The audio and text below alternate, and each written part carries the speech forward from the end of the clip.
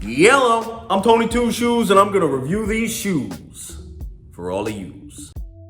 And this is the 1080 V14 from New Balance, a high cushion neutral trainer with elements of support and quite a bit of bounce. It's also one of my favorite shoes I think I've ever owned, so let's break this thing down. And do yourself a favor, make sure you like and subscribe to the channel. This way you'll get notified when new shoe reviews come out. Use the view. So here we are, version 14 of the New Balance 1080. And although the shoe's been through a lot of changes throughout the years, it's been a staple in the New Balance running line. Sort of a big brother to the iconic 880, the 1080 offers more cushion and a bouncier ride. It's a great complement to the 880, but it works very well as a standalone do-it-all trainer. For the upper, you've got a triple jacquard engineered mesh. It feels very premium and very structured over the foot. Almost feels like you're strapped in. However, it's breathable. Now with the triple jacquard, I can't say that it's necessarily more breathable than the previous version,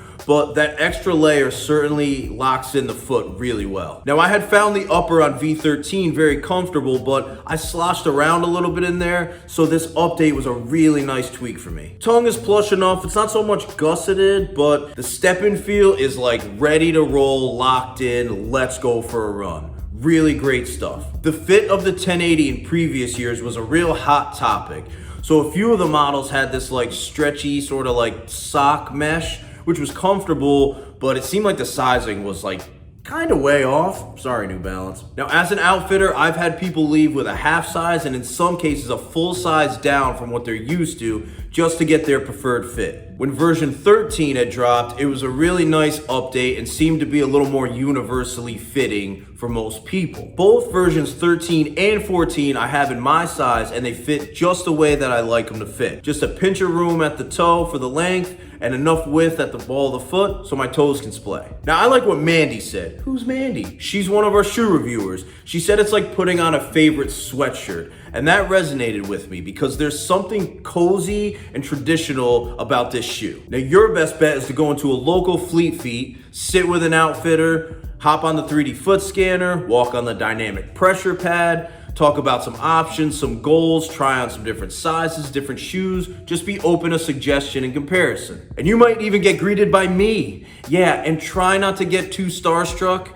Being greeted by this glorious face crown, it might be a little hard for you to focus, but I promise you, you'll leave with the right shoe. And now for the midsole. You've got some really great stuff going on here. You got a good amount of Fresh Foam X. It's not too squishy. It's kind of like right on that line for me. Now I've got low flexible arches, so I prefer a firmer foam, but New Balance has been doing a really great job with their Fresh Foam and the technology and geometry to make the shoe feel soft, but also not sacrificing support. I felt like V13 was a little too soft for my liking.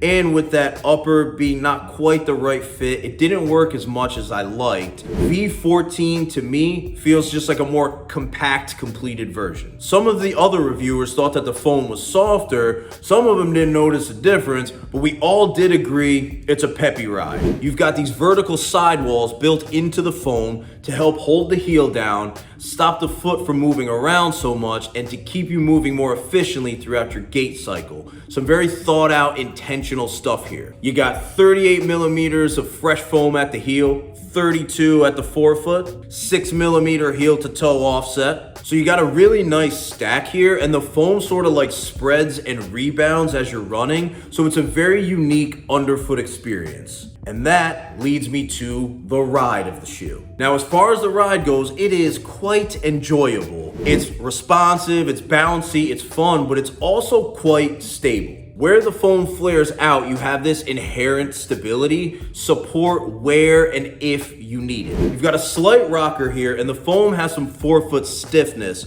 so that really adds to the takeoff, making it real snappy. Sometimes you want to pop out, you know what I'm saying? Snap, crackle, pop. That's the sound my bones make when I'm running. Now, I've had this shoe for quite a while, so I've been spending a good amount of time with it.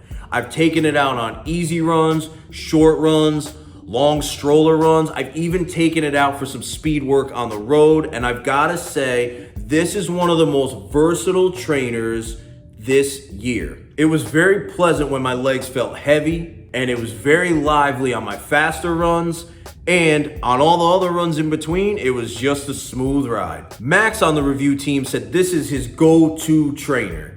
Max knows what's up. Now for the weight, you've got 8.3 ounces in the women's, 10.4 in the men's. It's an ounce more than V13. It didn't really feel that heavy to me on the majority of my runs, maybe on the days my legs were heavy, but that's kind of what I needed it for. Again, it's very versatile, sort of works with you. $165 out the door. That puts the shoe in a similar category to the Saucony Triumph, to the Mizuno Wave Sky, a high cushion, bouncy, fun trainer. I thoroughly enjoyed testing this shoe.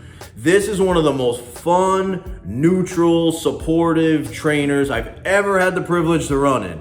I'm not kidding. I like how much of a Swiss Army knife this shoe felt like, and for me personally, it checked almost every single box. New Balance is on a tear right now, and it's been really cool to see the innovation and the style and the performance that they've been implementing these last few years. This is the 6th New Balance I've reviewed this year, and I have to say the 1080 has elements of all the other models wrapped into one. It's a great shoe to try if you're not sure what New Balance has to offer, and I think it can work for so many different foot types and styles of running and distances. Now, for my classic ranking, which should come at no surprise, I give the New Balance 1080 V14 2 shoes up. Check out the 1080 at a local Fleet Feet or online at fleetfeet.com. And what do you want to see next?